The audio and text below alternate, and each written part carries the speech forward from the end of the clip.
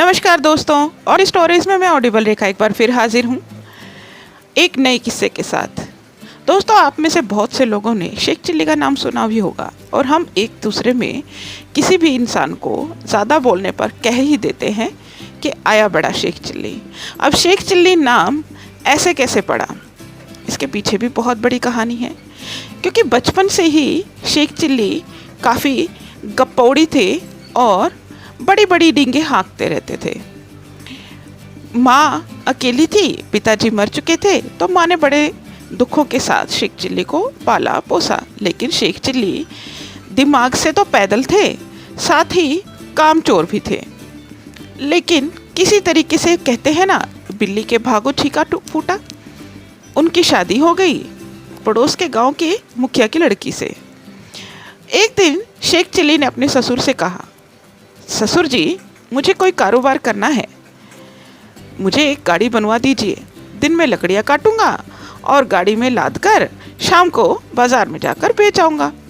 अब ससुर जी ने बैलगाड़ी बनवा कर दे दी। शेख चिल्ली ने जंगल से लकड़ियाँ लाने के लिए बैलगाड़ी जोती और बैलगाड़ी लेकर जंगल की तरफ चले। जैसे ही बैलगाड़ी चली तो गाड़ी जंगल में चर्र चर्र चूं चूं की आवाज़ करने लगी। शेख चिल्ली ने सोचा, अरे ये तो मेरे कारोबार का पहला दिन और यह गाड़ी अपशकुन कर रही है चूं चूं चर चर करके।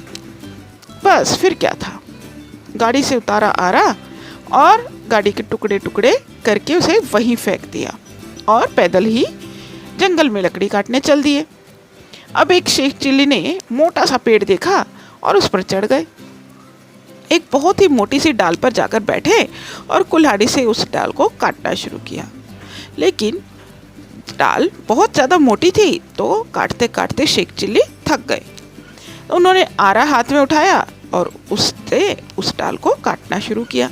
इतने में एक आदमी नीचे से गुजरा। उसने जब शेख चिल्ली को डाल काटते देखा तो ठहर गया और गौर से देखने पर उसे मालूम हुआ कि शेख चिल्ली जिस डाल पर बैठा है उसी डाल को काट रहा है।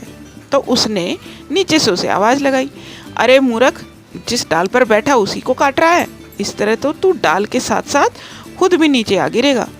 शेख चिल्ली ने कहा, अरे जा जा, मैं भला ज़मीन पर कैसे गिर सकता हूँ। वह आदमी वहीं ठहर गया। थोड़ी देर में डाल कटी और डाल के साथ साथ शेख चिल्ली भी नीचे आए।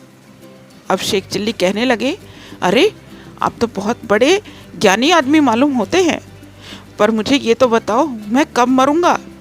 इस पर उस आदमी ने कहा, मैं ये सब नहीं जानता, वो तो तुम जिस डाल पर बैठे थे उसी डाल पर को काट रहे थे तो मैंने तुम्हें बोल दिया।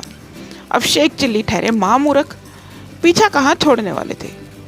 उसे पीछा पकड़कर बार बार पूछने लगे, मुझे बता मैं कब मरूंगा। अब उस इंसान ने उससे पीछा छुटाने के लिए कहा, तू तो आज शाम को मर जाएगा। यह कहकर वह आदमी अपना पीछा छुटाकर वहाँ से निकल लिया। अब शेख चिल्ली सोच में पड़ गए, अच्छा मुझे आज शाम को ही मर जाना है, तो इससे अच्छा है कि मैं पहले ही कब्र में लेट जाऊं, ताकि मेरे मरने के बाद मेरे रिश्तेदारों को कब्र ना खोदनी पड़े। ऐसा सोच के उन्होंने उसी जंगल में एक गड्ढा खोदा और उसमें लेट गए। तभी उधर से एक आदमी जा रहा था, उसके पास एक मटका था। आवाज़ लगाता हुआ जा रहा था, अगर कोई उस मटके को उसके घर तक पहुंचा दे तो उसे पैसे देगा। यह सुनकर शेख चिल्ली झटपट कब्र से बाहर निकले और कहने लगे, अच्छा लाओ, तुम्हारा मटका मैं ले चलता हूँ और पैसे दे देना तुम मुझे। यह सुन उस आदमी ने वह मटका शेख चिल्ली को दे दिया। अब शेख चिल्ली उसे लेकर रास्ते में चल पड़े। रास्ते में अब शेख चिल्ली के सपने शुरू हो गए सोचना। रास्ते में यही सोचते जा रहे थे, मुझे इसकी मजदूरी के 2 पैसे मिलेंगे, 2 पैसों से एक अंडा खरीदूंगा, उस अंडे से एक मुर्गी पैदा होगी, उस मुर्गी से बहुत सी मुर्गियां पैदा होंगी, उन मुर्गियों को बेचकर एक बकरी खरीद लूंगा, बकरी से बहुत सी बकरियां होंगी, उन बकरियों को बेचूंगा और एक गाय खरीदूंगा। अब उस गाय से बहुत सारी गायें पैदा हो जाएंगी, उन गायों को बेचकर घोड़ी खरीद लूंगा और उस घोड़ी से बहुत सी घोड़ियां पैदा हो जाएंगी और उन सबको बेचकर मुझे बहुत सारे रुपए मिलेंगे। तब मैं अपना मकान बनाऊंगा, फिर एक घोड़े पर बैठकर बाजार में सैर करने निकला करूंगा और कारोबार करके बहुत सारी दौलत इकट्ठा करूँगा और घर में ठाठ से शाम को बैठकर हुक्का गुड़गुड़ाऊँगा। जब मेरी बीवी बच्चों को मेरे पास खाना खाने के लिए भेजेगी, उस वक्त हुक्का गुड़गुड़ाते हुए ज़ोर से सिर हिलाकर कहूँगा, नहीं अभी खाना नहीं खाऊँगा। अब शेख चिल्ली ने जैसे ही अपने ख्यालों में जोर से सिर हिलाया, वह मटका सिर से गिरकर फूट गया और अंदर का सामान सारा मिट्टी में गिरकर खराब हो गया। और उस आदमी ने मटका फूटने की वजह से शेख चिल्ली की अच्छी खासी मुरम्मत की।